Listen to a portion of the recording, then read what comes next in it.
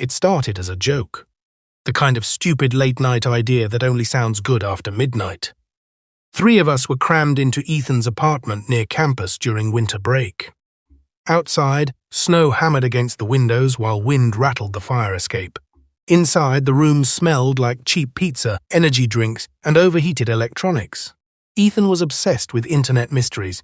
He spent hours digging through creepy Reddit threads, unsolved disappearances, hidden websites, anything weird.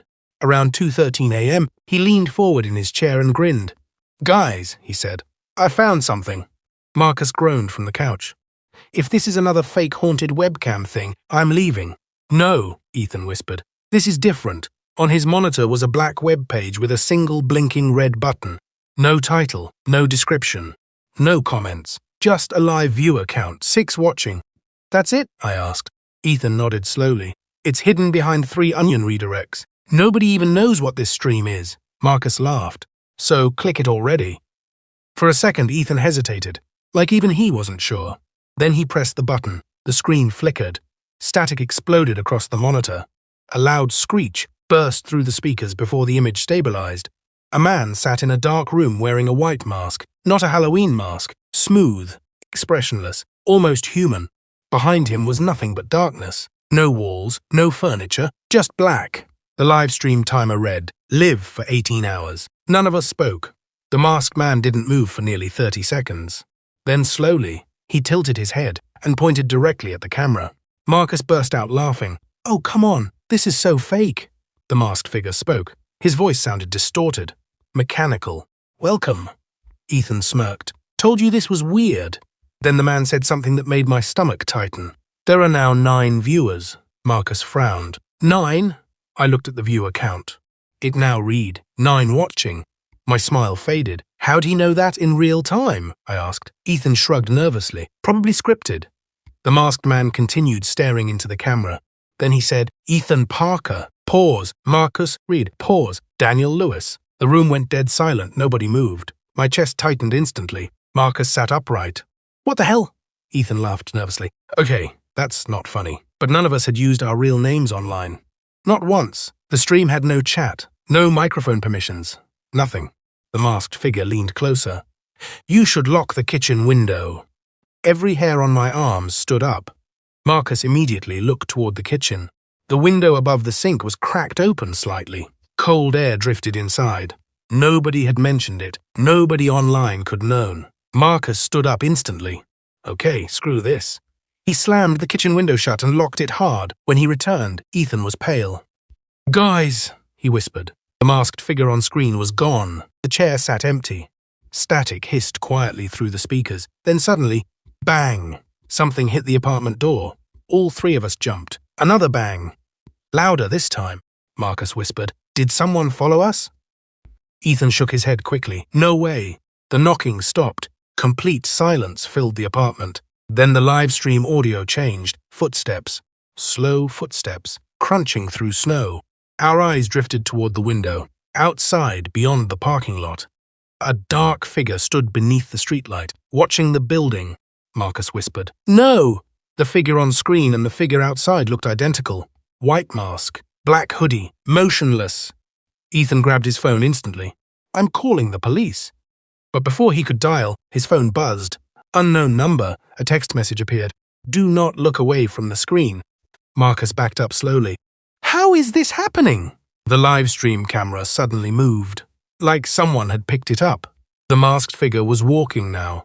Heavy breathing echoed through the speakers.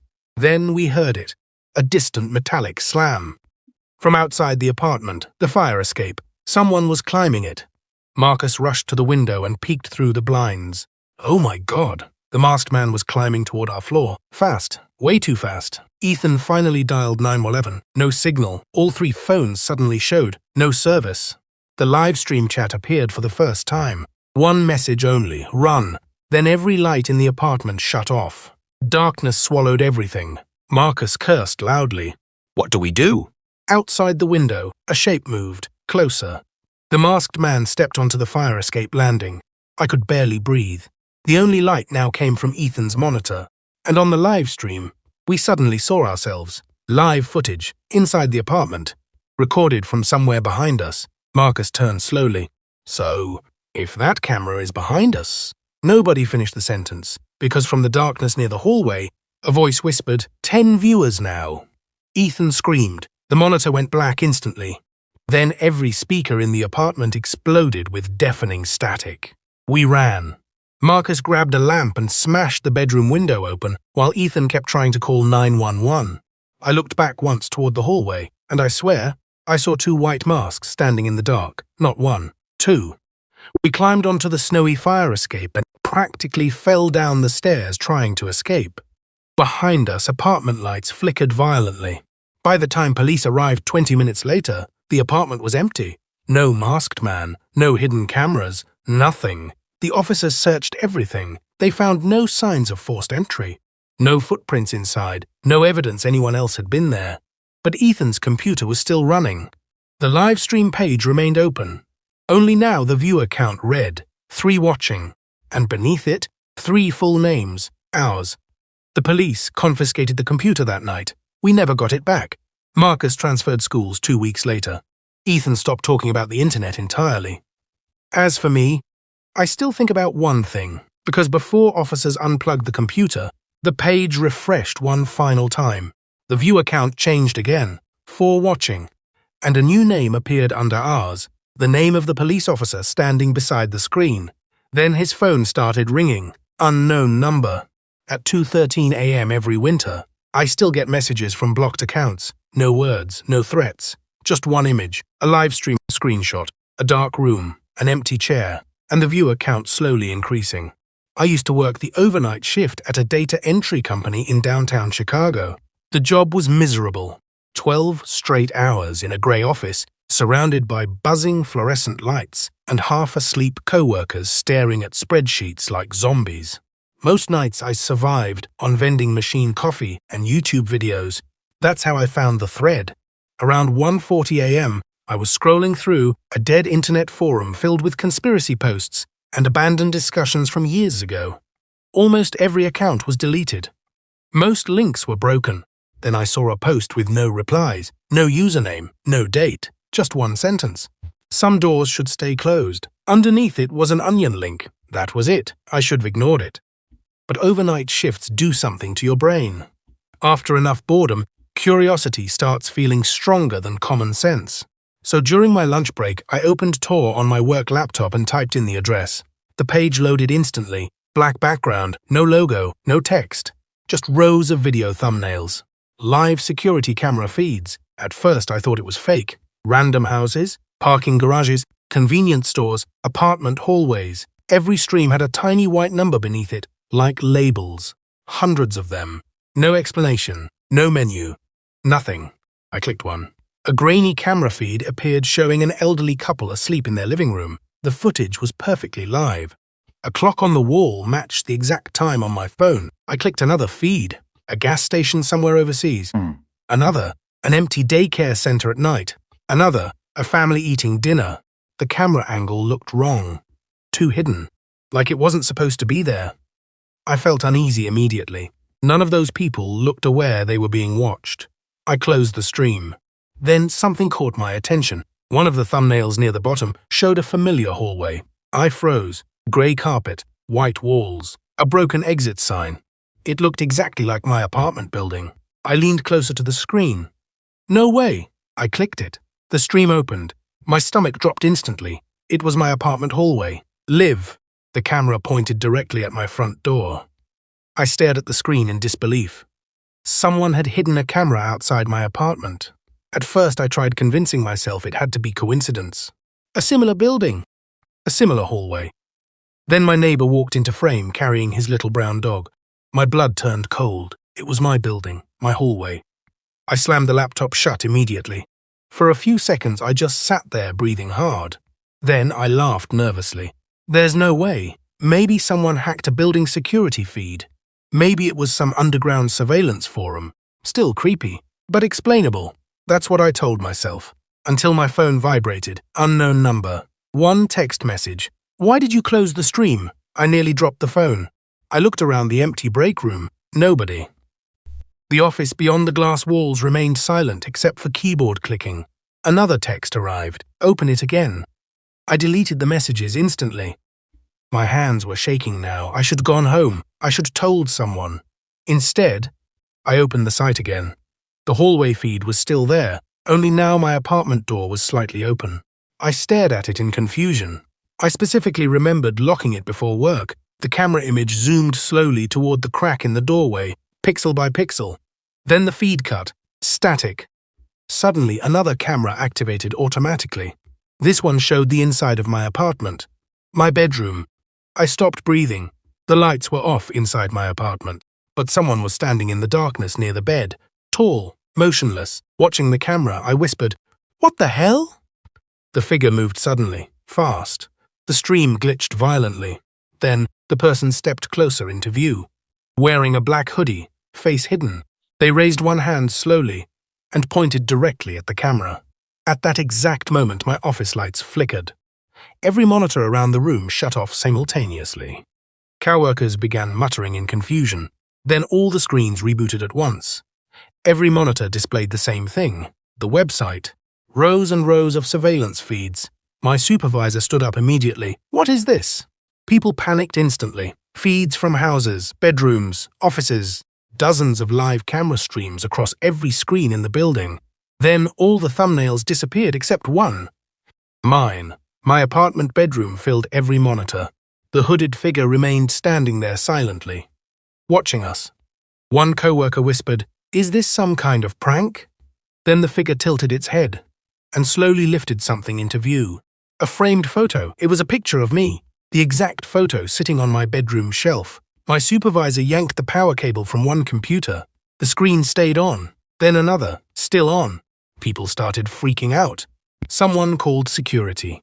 That's when the audio started, soft breathing, coming from every speaker in the office. The hooded figure leaned closer to the bedroom camera and whispered, "He's not home yet." The lights went out again, this time completely, pitch black. People screamed. Somebody knocked over a chair nearby. In the darkness, my phone vibrated again. Another text. "Hurry!" Emergency lights flickered on dimly red. Half the office had already emptied. I grabbed my jacket and ran for the parking garage. All the way home, I kept checking my mirrors. Every black car felt like it was following me. When I finally reached my apartment building, police cars surrounded the entrance. My stomach sank. 2 officers stopped me immediately. "Do you live here?" I nodded. One officer looked disturbed. "We received reports someone broke into your apartment." Cold panic flooded my chest. I pushed past them and ran upstairs. My apartment door hung wide open. Inside, everything looked untouched. No broken furniture, no theft, nothing missing. Until I entered the bedroom, every photo frame had been turned upside down. Every mirror covered with black tape, and on my computer screen, the website was open. The live feed now showed me standing in my bedroom. Recorded from above, I looked upward slowly. There was a tiny black camera attached to the ceiling fan, blinking red. Police searched the building for hours. They never found fingerprints, never found signs of forced entry. And the camera itself? It disappeared before detectives could collect it. They accused me of staging everything. Eventually, the investigation died. But 3 nights later, I got another message. A new Onion link. This time with text underneath. "Your feed is now public." I never opened it. I destroyed my laptop, changed apartments, changed phone numbers. Didn't matter. Because sometimes late at night, I still notice things. Tiny reflections inside dark TV screens. A blinking red light hidden somewhere in the room. And once, for only a second, I saw my own bedroom on a stranger's phone while riding the subway. Liv. There were 6 of us in the group chat. None of us had ever met in person.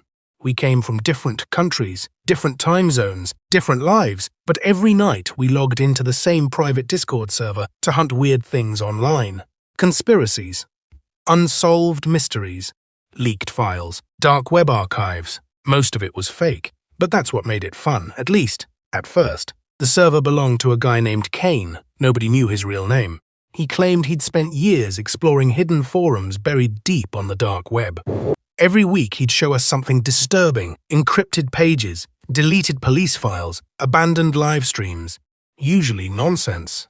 Then one night Kane posted a message that changed everything. I found something real. Attached was a screenshot of a hidden web page. Black background, one locked video file, a payment timer counting down. Title: The Veil Project Unlock cost $500. Beneath it was a warning. Once viewed, access cannot be reversed. Lena immediately laughed. That's the fakest thing I've ever seen. But Kane's sound is. I checked the code. This page keeps moving servers every hour. Someone doesn't want it found. What's in the video? I asked. Kane replied instantly. No clue. But people online are terrified of it. That should have been enough reason to leave it alone. Instead, we got curious. Over the next hour, all 6 of us pitched money into cryptocurrency wallets until the countdown finally stopped. The page refreshed automatically. Access granted. A download link appeared. No one spoke for a moment. Then Kane typed, "Ready?" We joined voice chat. I still remember hearing everyone breathing nervously through their microphones as Kane downloaded the file. The video size was massive, almost 14 gigabytes.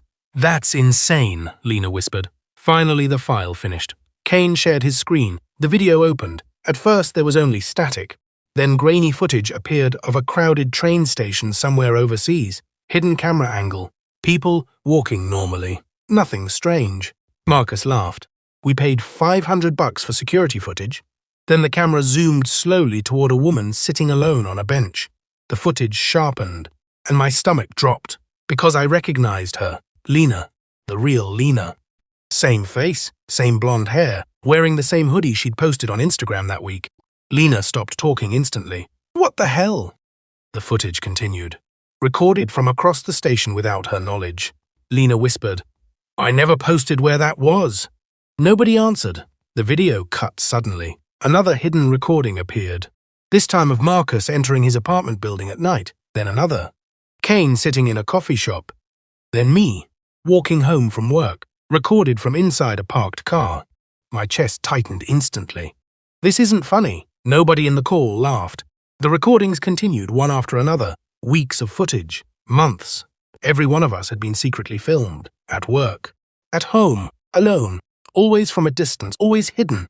Then the video changed again. A title appeared. Subject observation complete. A low mechanical voice spoke. Behavioral analysis confirmed. The screen split into 6 sections. All of our webcam feeds appeared live. My blood froze. The video wasn't pre-recorded anymore. It was happening in real time. Lena screamed. My webcam is covered. But on screen, her room appeared perfectly visible. Every detail. Even though her camera light was off. Kane started panicking. No, the voice continued calmly.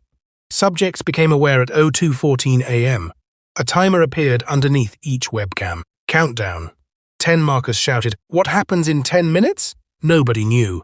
Then the message appeared. Observation enters final phase. The timer started ticking down. 9:59, 9:58, 9:57. Kane tried closing the file. Didn't work. Task Manager froze. His entire computer locked up. The voice chat erupted with panic. Unplug your PC. Disconnect your internet. What is this? I ripped the Ethernet cable from my computer. The video kept playing. Then my webcam activated. The tiny green light blinked on. I threw a hoodie over the monitor immediately. Didn't matter. On screen, I could still see myself clearly. Marcus suddenly went quiet. Guys! We heard footsteps through his microphone, not from his speakers, from inside his apartment. Heavy footsteps. Slow. Approaching his room. Marcus whispered, I live alone. The footsteps stopped outside his bedroom door. Then, 3 knocks. Everyone in the call froze. Marcus backed away from his desk. Someone's here! The doorknob started turning slowly. Marcus screamed. His webcam flipped sideways violently as he ran. We heard crashing noises, then static. His feed went black. Disconnected. Everyone shouted his name. No response. The countdown continued. 6:12. Lena started crying. We need to call the police. Kane's voice trembled. I already did. What did they say? Silence. Then Kane whispered, They knew about the file. Nobody spoke. A new message appeared inside the video. Subject 4 removed. Marcus's webcam window disappeared. The countdown kept ticking. I could barely breathe now. Every tiny sound inside my apartment felt wrong. Then I heard it. A floorboard creaking behind me. I turned instantly. Nothing there.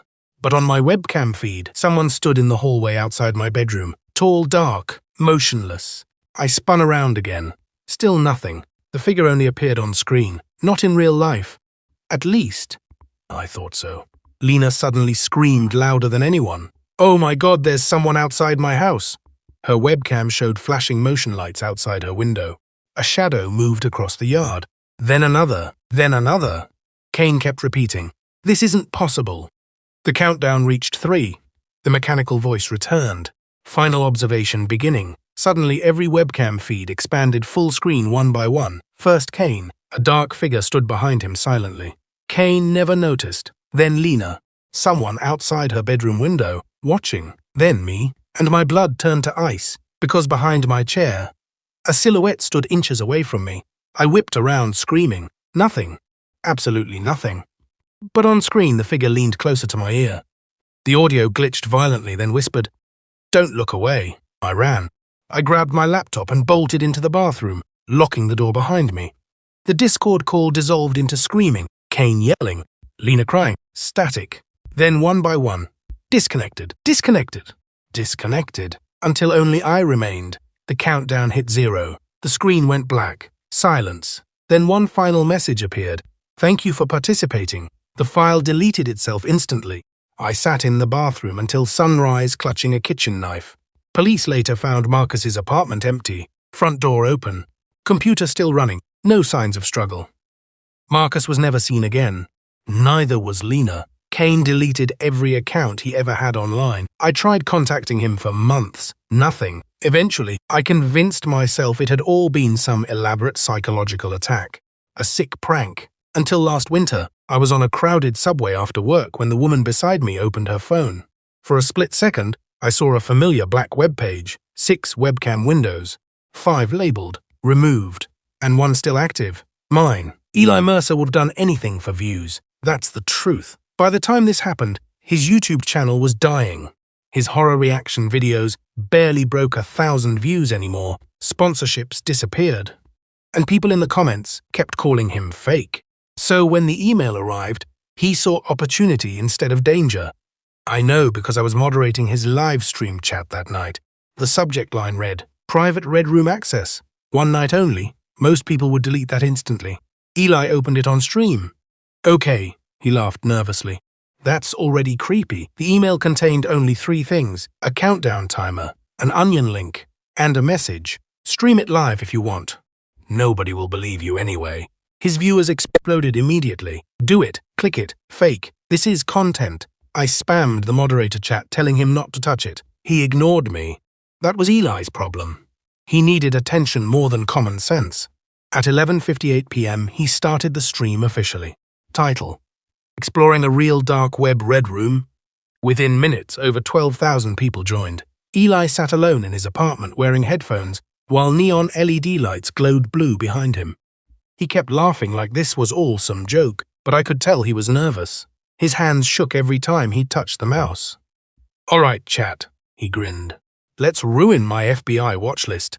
The Onion page loaded slowly, black screen, no logo, no text, just a video player with a countdown, 01:30. The live chat went insane. People clipped the stream. Donations flooded in. Viewers begged him to continue. Eli leaned back dramatically. "If I disappear after tonight, somebody better make a documentary." The countdown hit 0. The screen flickered. Static filled the speakers. Then a dimly lit room appeared. Concrete walls, single chair, overhead lights swinging slightly. Empty. Eli laughed immediately. "That's it." "Bro, this looks like a student film." The camera quality was disturbingly clear. Too clear. Every stain on the concrete floor looked real. The livestream viewer count on Eli's channel climbed past 20,000. Then someone walked into frame. Tall, wearing black gloves and a smooth white mask. My stomach tightened instantly. The figure sat slowly in the chair and stared into the camera. Not moving, not blinking, just staring. Eli forced another laugh. "Okay, that's actually creepy." Then the masked figure spoke. "Good evening, Eli." The room went silent. Even the live stream chat slowed. Eli smiled nervously. "All right, one of my mods is trolling me," the figure continued. "You are currently live to 23,412 viewers." Eli's smile faded. The number was exact, down to the single digit. Then the masked man tilted his head slightly. "You should lock your balcony door." Every moderator in chat started spamming warnings instantly. Lock the door. Check your house. Stop stream. Eli laughed again, weaker this time. You guys are really committing to the bit. But then he glanced over his shoulder toward the balcony. The glass door behind him stood slightly open. Cold night air moved the curtains gently. Eli froze. Wait! He slowly stood up and walked toward it. The chat exploded. As he reached the balcony door, the masked figure on the website whispered, "Too late." Eli slammed the door shut immediately and locked it. When he turned back toward the camera, he looked genuinely scared now. Okay, not funny. Then donations started appearing rapidly, one after another. Everyone is seeing it. Look behind you. Someone in your hallway, Eli frowned. What? I watched his face carefully. He wasn't acting anymore. Then I noticed it too. In the dark hallway behind Eli's streaming setup, something moved. A shape, tall and barely visible, standing perfectly still. Chat noticed instantly. Messages flew faster than I could read. There's someone there, turn around. Oh my God, Eli looked at his second monitor and slowly turned toward the hallway. Nothing there. The space was empty. He laughed shakily. You guys almost got me. But on the dark web stream, the hallway wasn't empty. The masked figure now stood there silently, inside Eli's apartment, watching him. My chest tightened. Ellie, I typed repeatedly. End the stream. He didn't notice. The masked figure on the website began walking. Slow, deliberate footsteps echoed through the speakers. At the exact same time, we heard footsteps inside Eli's apartment. Real footsteps, coming from somewhere off camera. Eli stopped breathing. So, another step. Closer. Eli grabbed a baseball bat leaning beside his desk. Hello? No response. The footsteps stopped. The entire livestream chat suddenly froze. Not slowed, frozen. Every message stopped moving simultaneously. Only one new message appeared. Run, Eli whispered. What the hell is happening? Then his apartment lights shut off. Darkness swallowed the room except for the glow from his monitors. The dark web stream remained active, and now the masked figure was much closer to the camera. I remember realizing something horrifying in that moment. The room in the dark web stream wasn't random. It matched Eli's apartment layout perfectly. Concrete wall, same hallway, same balcony. The red room was his home. Eli noticed too. No. The footsteps returned suddenly, fast this time. Moving directly toward him, Eli swung the bat wildly toward the darkness. Crack. The stream glitched violently. Viewers screamed in chat as Eli stumbled backward. Then for half a second, the webcam caught someone standing directly behind him. White mask, black gloves. Eli spun around, screaming. Nobody there. But the dark web stream showed otherwise. The masked figure stood inches behind him, tilting its head, watching. Eli grabbed his phone and tried calling police. No signal. His internet bars vanished too. Then the dark web video zoomed closer. The masked figure raised one hand slowly and pointed toward Eli's bedroom. A door behind him creaked open, by itself. Eli backed away trembling. Who's in my apartment? No answer, only breathing. Heavy breathing through the speakers. Then the camera inside Eli's room moved suddenly. Not the webcam, another camera. Hidden. The angle shifted from the corner ceiling, watching him from above. Eli saw it too. His face turned completely white. There's cameras, the masked figure whispered. We've been watching for a long time. Eli ran. He bolted toward the apartment entrance, while the webcam shook violently. The stream descended into chaos. Viewers spammed police numbers. Moderators panicked. People screamed that someone was following him through the hallway. Then suddenly, the webcam hit the floor. Static exploded across the stream. For 3 seconds, we heard Eli screaming somewhere distant inside the apartment. Then silence. The stream ended. Just black screen. YouTube removed the VOD less than an hour later. Police claimed Eli disappeared before they arrived. His apartment was found empty. No blood. No signs of forced entry. No damaged locks. Only his streaming setup remained running. And on one monitor, a black web page displaying a single message. Thank you for watching. Most people online think it was an elaborate publicity stunt. Maybe they're right. But 3 months later, while moderating another creator's live stream, I received a donation message from a blank account. No profile picture, no username, only text. Viewer count increasing. Attached was an image, a live stream screenshot, dark room, concrete walls, single chair, and sitting in that chair was Eli. The app appeared on a hidden forum exactly 3:03 a.m. That's the first thing Trevor told me. The second thing he said was, "Don't install it alone." I should listen to neither. Back then, Trevor and I shared a tiny apartment outside Seattle while finishing community college. We spent most nights gaming, watching horror videos, and daring each other to try creepy internet stuff. Usually harmless. Then Trevor found Somna. That was the app's name.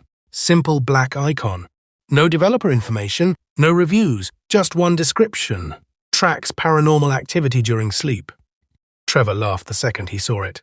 "This is perfect for your channel. I uploaded short horror videos online at the time, so naturally the idea sounded amazing." "How does it work?" I asked. Trevor shrugged. "Says it records unusual movement or entities while you sleep." Entities? Ghosts, I guess. The forum thread discussing the app was disturbing. Most replies were deleted. Others were just short warnings. "Don't use night mode. Never watch the final recording. It learns you." That should have been enough to stop us. Instead, Trevor installed it immediately. The setup process was strange. The app requested full camera access, microphone access, location tracking, biometric permissions, basically everything. Then it displayed one final message. "Place device facing the bed." That night, we decided to test it. Trevor left his phone charging on the dresser facing both our beds while the app recorded silently. At first, nothing happened. I remember laughing before falling asleep. Imagine waking up dead. Trevor threw a pillow at me. That doesn't even make sense. The next morning, the app notification was waiting. "One anomaly detected." Trevor grinned. "No way." We opened the recording together. The video showed us asleep around 2:47 a.m. Nothing unusual. Then movement. Trevor suddenly sat upright in bed, eyes open wide. But something felt wrong immediately. He wasn't awake. His face looked blank. Emotionless. The video timestamp glitched violently as Trevor slowly turned toward my bed and just stared for over 20 minutes, without moving, without blinking. I laughed nervously. "Dude, you sleepwalk." Trevor looked pale. "I've never done that before." Then the recording ended abruptly. We should have deleted the app right there. Instead, we got fascinated. Night 2 was worse. The notification arrived again. 3 anomalies detected. This time the footage showed both of us asleep until around 3:11 a.m. Then my body jerked upright suddenly, same blank expression, same unmoving stare. Trevor whispered, "What the hell?" Video me slowly stood from bed and walked toward the apartment hallway. The camera microphone captured faint whispering, not from Trevor, not from me. Another voice. The footage continued for nearly an hour. At one point I returned to bed and lay down again without waking up once. I remembered none of it. Neither of us slept much after that. But curiosity kept pulling us back. Every night the recordings became stranger. Night 4 showed shadow-like movement near the ceiling. Night 5 captured scratching sounds inside the walls. Night 6 showed both of us standing silently beside the apartment door at 3:03 a.m., as if waiting for someone to enter. That morning, Trevor wanted to uninstall the app. Finally. "Something's wrong with this," he said. I agreed immediately. But when he held down the uninstall button, his phone froze. The screen turned black. Then text appeared. "Observation incomplete." The phone restarted by itself. Somna was still installed. That night, neither of us wanted to sleep. We stayed awake drinking energy drinks and watching stupid sitcoms to avoid passing out. At 2:46 a.m., Trevor looked exhausted. We're being paranoid. Maybe he was right. Maybe the app manipulated recording somehow. Maybe we were sleep-deprived. Then the apartment lights flickered once, twice. The TV shut off, and Trevor's phone buzzed. New anomaly detected. We looked at each other slowly. Neither of us had fallen asleep yet. Trevor whispered, "That's impossible." The app was recording live. We opened it. The camera feed showed our bedroom in real time. Both of us sitting awake on our beds, staring at the screen. Normal. Then the feed glitched. For one frame. Something stood in the hallway behind us. Tall, dark, human-shaped. I spun around instantly. Nothing there. Trevor grabbed the phone tighter. "Did you see that?" The live feed flickered again. This time the shadow was closer, standing near Trevor's bed. Again we turned around, still nothing. But on the phone screen, the figure remained visible, watching us. Trevor backed away slowly. Nope, I'm done." He grabbed the phone and threw it into the bathroom sink. The screen cracked, but the app kept running. The camera feed continued broadcasting despite the damaged screen. Then audio came through. Breathing. Slow, wet breathing. Not from either of us. The figure on screen tilted its head slightly and whispered, "They're awake." Every hair on my body stood up. Then suddenly, the feed changed. It no longer showed our room in real time. Instead, it displayed footage from earlier that night. Trevor and I asleep in our beds, except we had never gone to sleep. The timestamp read 3:03 a.m. Videos slowly sat upright simultaneously. Then both versions of us turned directly toward the camera, smiling, wide, unnatural smiles. Trevor whispered, "What is that?" On screen, the smiling versions of us stood from bed and walked toward the camera slowly. Closer, closer, until our faces filled the screen completely. Then both video versions spoke together. "Look behind you," Trevor screamed first. I turned instantly toward the bedroom doorway. Someone stood there, tall silhouette, motionless, watching us. Real this time, not on screen. Trevor grabbed a lamp and hurled it toward the figure. The light shattered, darkness swallowed the apartment. We ran, out the front door, down the stairs barefoot, into the freezing parking lot. We stayed in Trevor's car until sunrise. When police searched the apartment later, they found nothing. No intruder, no signs of forced entry. And Trevor's phone? Gone. Completely disappeared from the bathroom sink. After that night, we moved out within a week. Trevor stopped talking to me not long after. Said he wanted to forget everything. I tried too. Then last month, I got an email from an unknown sender. No message, just a video attachment labeled "Final Recording." I almost deleted it, but I opened it anyway.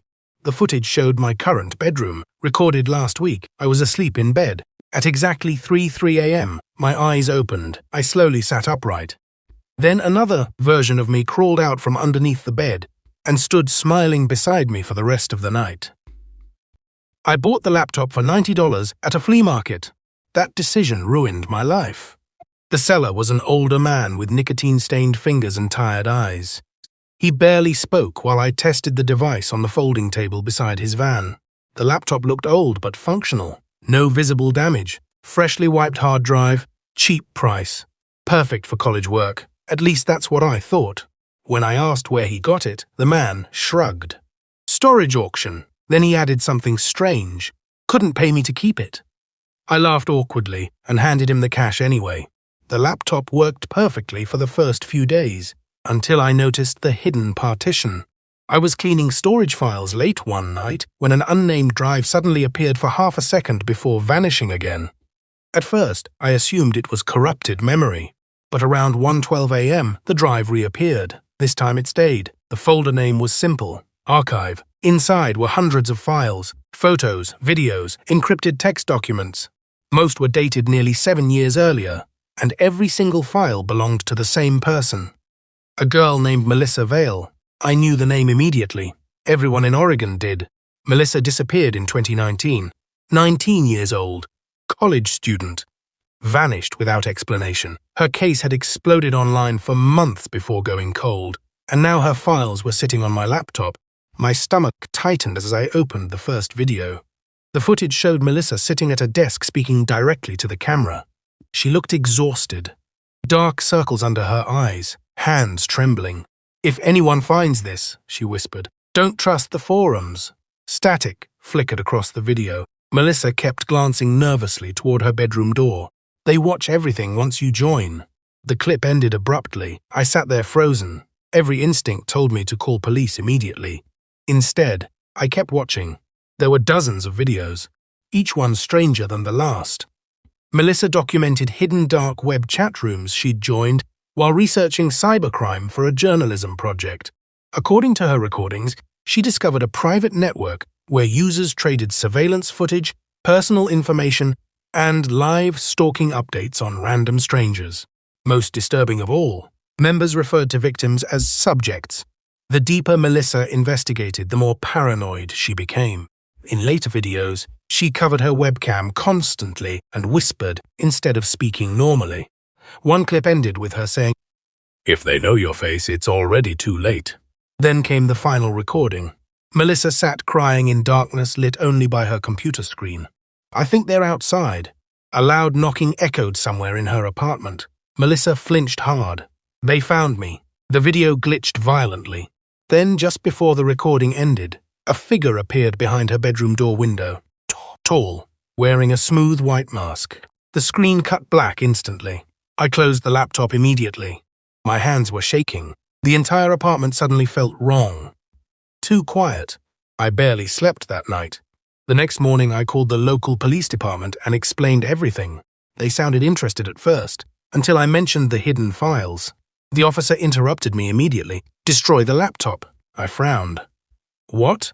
"Do not turn it back on." Then he hung up. No questions, no follow-up, nothing. That terrified me more than the files themselves. Later that evening, curiosity got the better of me again. I powered the laptop back on. The archive folder was gone. In its place sat one single video file, new footage, created only 10 minutes earlier. Cold panic flooded my chest. I opened it slowly. The footage showed the outside of my apartment building, recorded from across the street, rain falling, cars passing. Then the camera zoomed slowly toward my bedroom window. My lights were on. The timestamp matched the current time exactly. It was live. I slammed the laptop shut instantly.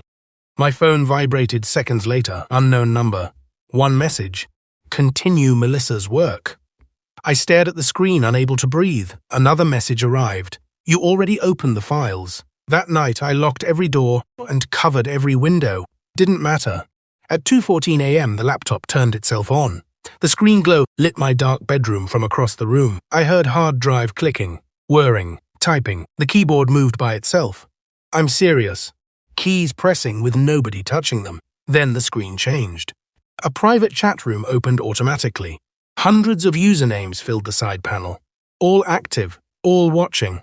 Messages flooded the screen rapidly. New subject active. He looks scared. Camera 12 online. Then a video feed opened automatically. My apartment hallway. Live. Recorded from outside my front door. Someone had installed a camera. The feed showed me standing frozen inside my bedroom doorway, staring at the laptop. Chat messages accelerated. "He sees it.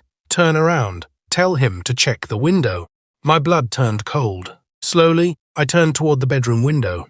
A silhouette stood outside on the fire escape, watching me. White mask, black hoodie, exactly like Melissa's video. I stumbled backward instantly. The chat exploded with laughing emojis and messages. Subject panicking. "He knows now. Too late to leave." Then another camera feed appeared. This one from inside my apartment kitchen. I whispered. No. Another feed opened. Bathroom. Another. Living room. Cameras everywhere. Every room monitored live. I grabbed the laptop and smashed it against the wall as hard as I could. The screen cracked violently. But the live streams continued, even with the shattered display. Then audio played through the broken speakers. A distorted voice whispered, "Melissa ran too." The fire escape outside creaked loudly. Heavy footsteps approached my window. I bolted from the apartment barefoot, carrying nothing except my phone. Behind me, I swear I heard someone laughing inside the apartment. Police searched the building that night. They found no cameras, no masked man, no signs anyone had been there. And the broken laptop? Gone. Vanished before officers entered the room. I moved 3 states away after that. Changed apartments. Changed jobs. Deleted every social account. For a while, I thought maybe it was over. Then last week, I received an email attachment with no sender. One photo, taken from outside my current apartment. My bedroom window visible in the darkness, and standing beside the glass was Melissa, older now, pale, terrified, holding a handwritten sign that read, "Don't let them see your face." There were only supposed to be 4 of us in the call. Me, Noah, Jules, and Isaac. We'd been friends online for years, mostly playing games together and daring each other to do stupid things during late-night Discord sessions. Around Halloween, we started a tradition called link hunting. Basically, we searched the darkest corners of the internet, looking for creepy websites to laugh at. Most of it was fake. Cheap horror RGs, disturbing videos, obvious scams, nothing real. Then Noah found the forum thread. Deleted account, no replies. One warning. Don't open random links after 3 a.m. They opened back. Underneath was a massive list of onion URLs. Isaac immediately laughed. That sounds fake enough to try. So at exactly 3:07 a.m. we started clicking. The first few sites were harmless. Broken pages, corrupted images, strange countdown timers. Jules kept screen sharing while we roasted everything we saw. Then Noah clicked the fourth link. The page loaded instantly. Black background, no text, no buttons, only a webcam permission request. Allow camera access? We all groaned immediately. Wow, Isaac laughed. Original. Noah denied the request. The page refreshed automatically. Then a single sentence appeared, permission unnecessary. The call went quiet. Jules forced a laugh. Okay, that's creepy. Then my webcam light turned on, bright green. I cursed and covered the camera immediately. Mine too, Noah whispered. One by one, all our webcam indicators activated. Even Isaac's external camera lit up despite being unplugged. What the hell, he muttered. The black webpage suddenly split into 4 sections, each showing live footage from our webcams. Mine, Noah's, Jules, Isaac's, all recording in real time. Jules panicked instantly. I'm closing this. But every attempt to close the browser froze. Task Manager crashed. Discord lagged. Mouse movement stuttered. Then something appeared beneath the video feeds. Connected users. 5. Isaac laughed nervously. Very funny. Which one of you joined with an alt account? Nobody answered. Because none of us had. The Discord participant list updated slowly. A 5th account appeared. No username. No profile picture. Just blank space. At first there was no audio. Then we heard breathing. Slow, uneven breathing through the call. Jules whispered, "Okay, stop messing around." The blank account didn't respond, but the breathing continued. Wet, close, almost excited. Noah muted the account instantly. 3 seconds later it unmuted itself. Isaac's smile disappeared. That's not possible. Then the blank user spoke. Not loudly, barely above a whisper. Jules. Jules froze. The voice continued. You still sleep with the hallway light on. Jules went pale immediately. How do you know that? Nobody laughed anymore. The voice whispered again. Because I can see it. My chest tightened hard. The blank account began listing things none of us had ever shared online. Isaac's home address, Noah's ex-girlfriend's name, the exact medication sitting beside my keyboard, impossible details, personal details. Then suddenly, every webcam feed on the webpage froze. Except mine. I stared at my own video feed in horror. Because behind my chair, someone stood in the darkness, tall silhouette, motionless. I spun around instantly. Nothing there. But on the webpage feed, the figure remained standing behind me. The blank user whispered, "Don't turn around next time." I nearly ripped my headset off. Noah started panicking loudly. Disconnect. Everybody disconnect. But Discord wouldn't close. The call timer kept running. Then Isaac cursed suddenly. Guys, his voice shook violently now. There's someone outside. We heard tapping through Isaac's microphone. Light tapping against glass. Then more. Tap, tap, tap. Isaac slowly turned his webcam toward the window. A figure stood outside his second-floor apartment. White mask, black hoodie, completely still. Jules screamed. Call the police! Isaac backed away from the window, trembling. Then the masked figure raised one hand slowly and waved. The blank account laughed softly for the first time. A horrible wheezing laugh. Then the voice whispered, "Open the window." Isaac unplugged his computer completely. His webcam feed vanished, disconnected. We all shouted his name, no response. The participant count dropped briefly to 4, then instantly returned to 5. The blank account remained, breathing, listening. Noah whispered, "I think someone hacked us." Then the blank user spoke again. "Noah, silence. You left your back door unlocked." Noah's face drained of color. He lived alone in rural Montana. Nobody should have known where he was. Then we heard it. A creaking sound through Noah's microphone. A door opening somewhere downstairs. Noah muted himself instantly and grabbed something off camera. Probably a weapon. We listened as heavy footsteps echoed faintly through his house. One step at a time, slow, deliberate. The blank account whispered, "He's upstairs." Jules started crying. This isn't funny anymore. Then her webcam glitched. For one frame, a face appeared inches behind her. White mask. Jules saw it too. She screamed and spun around. Nothing there. But her webcam kept shaking violently. Then the voice spoke again. "Jules, pause. Check your closet." "No. Check it." "No." The closet door behind Jules slowly creaked open by itself. I swear on my life. We all saw movement inside. Someone standing there, watching through the darkness. Jules disconnected immediately. Her screen vanished. Now only Noah and I remained, and the blank account. Noah whispered, "I hear him downstairs."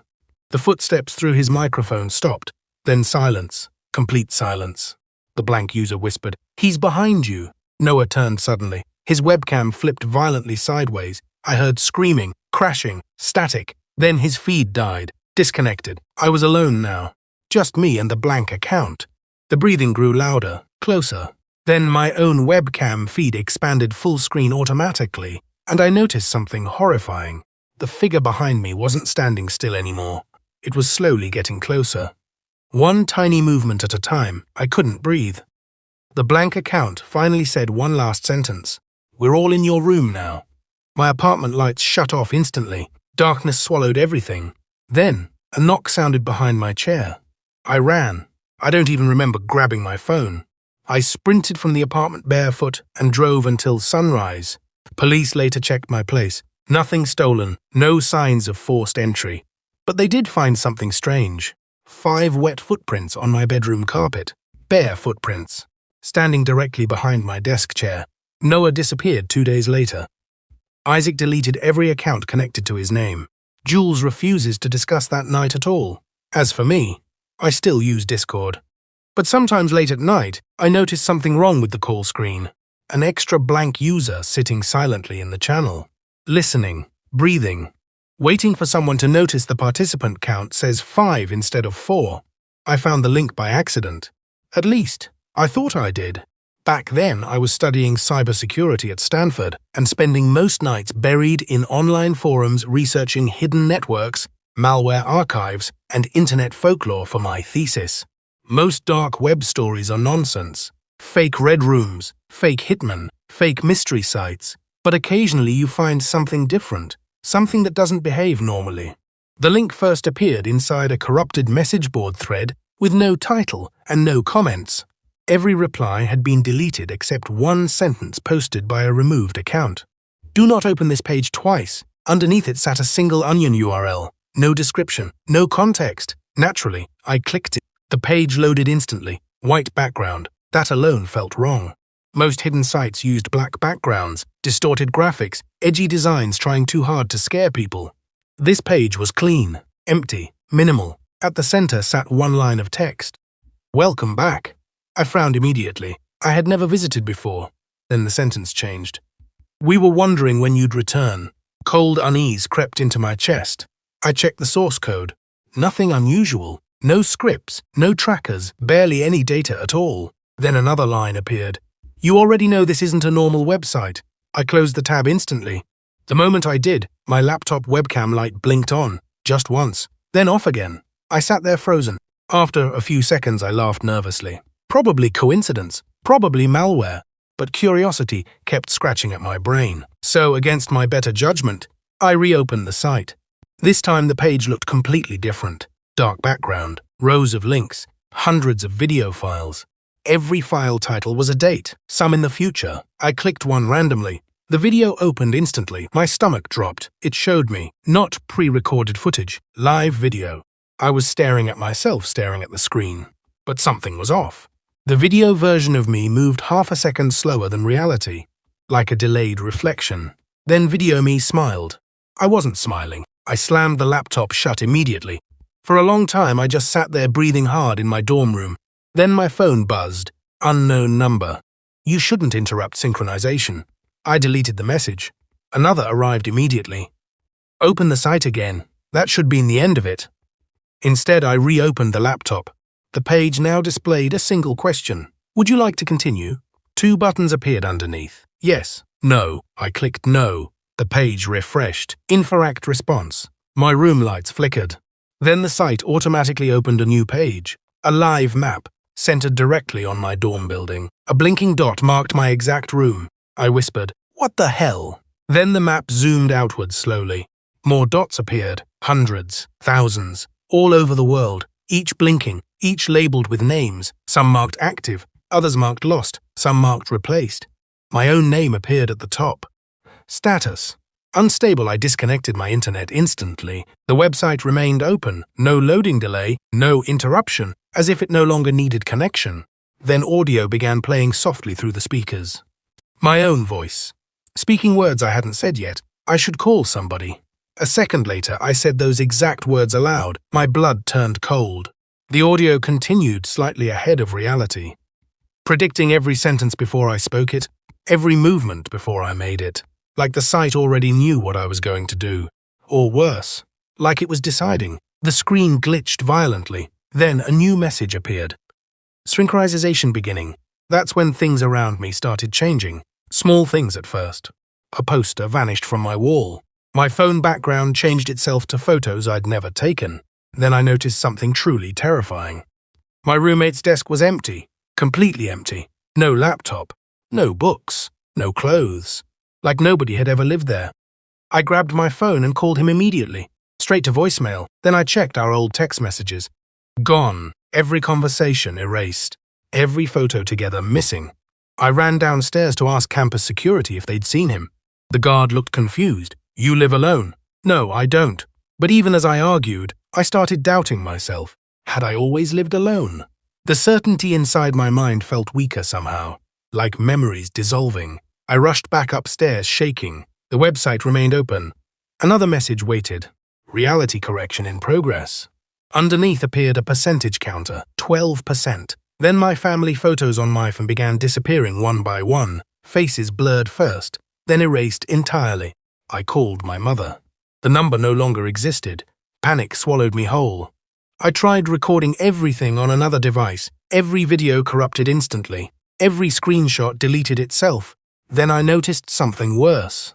People passing me in the dorm hallway no longer reacted when I spoke. One girl walked directly into my shoulder without apologizing, without even noticing me. The synchronization percentage climbed higher. 26%, 31%, 40%.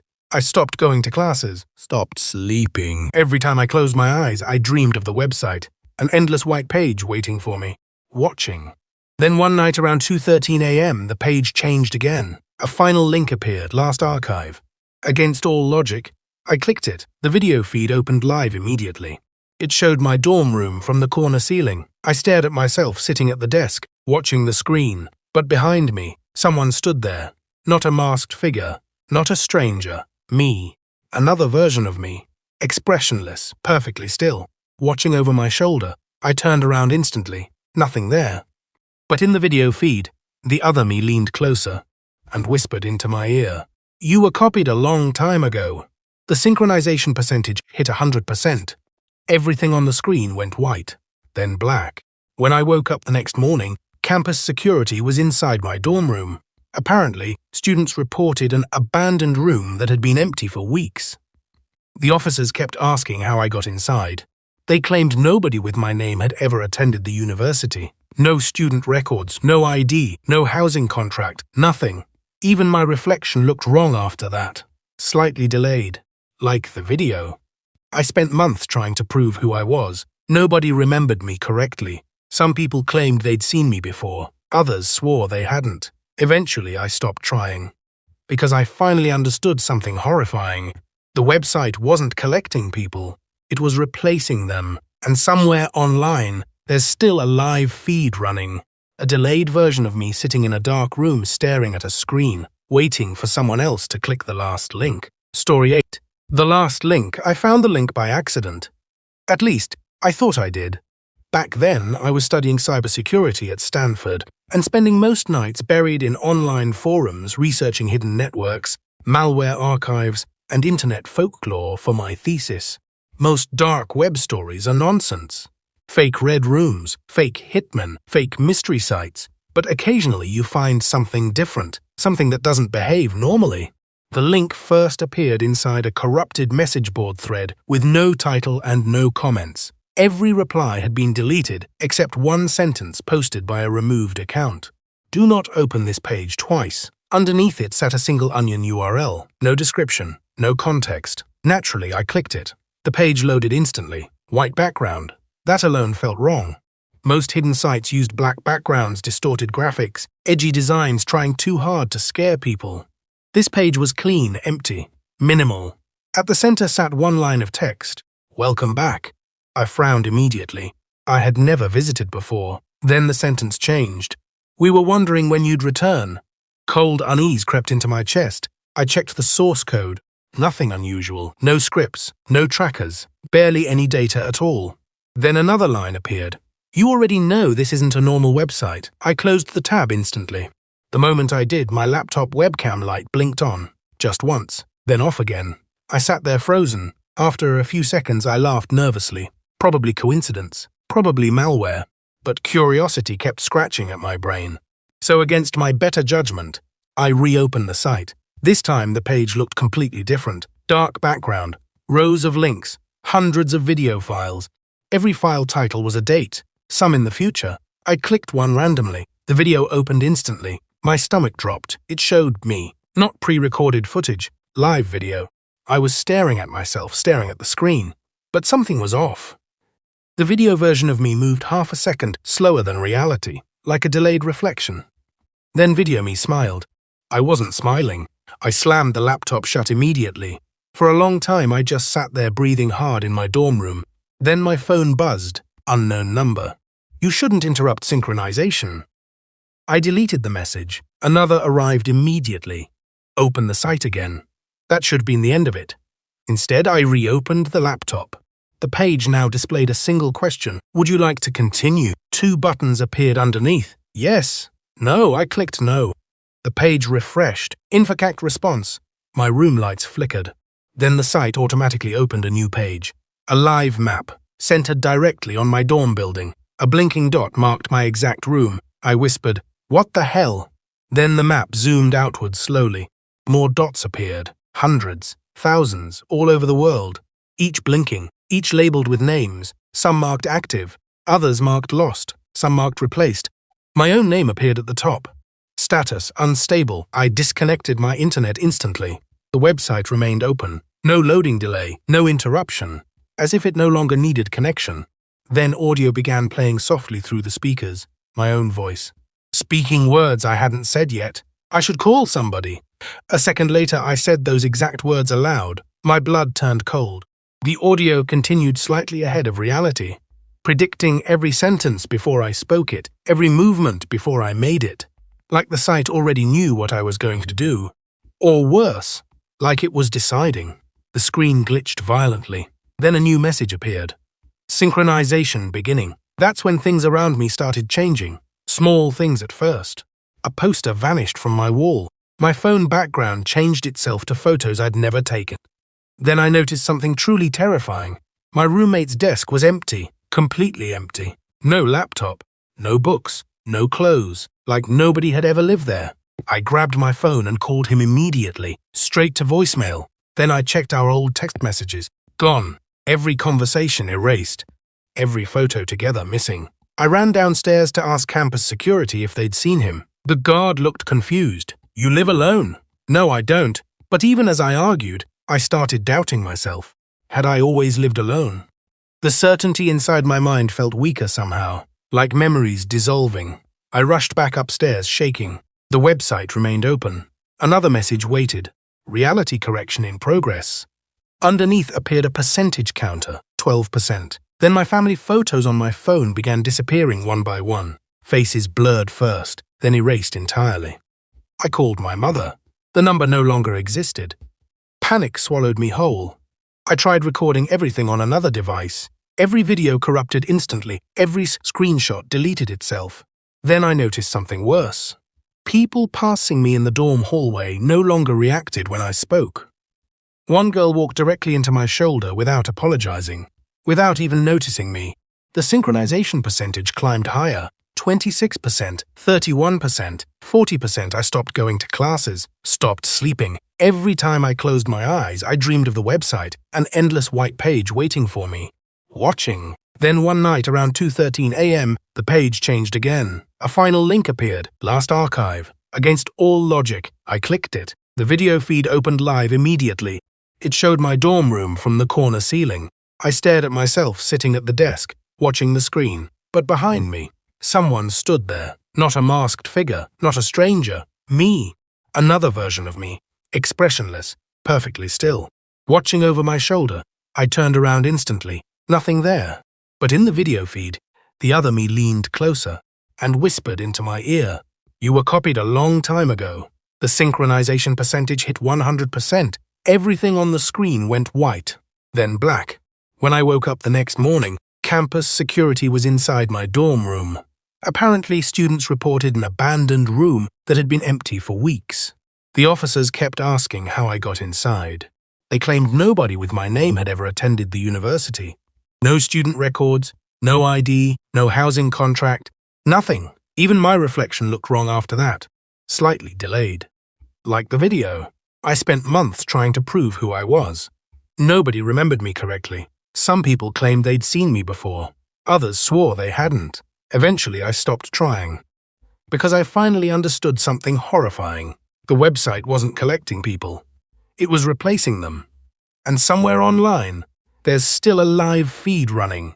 A delayed version of me sitting in a dark room, staring at a screen, waiting for someone else to click the last link.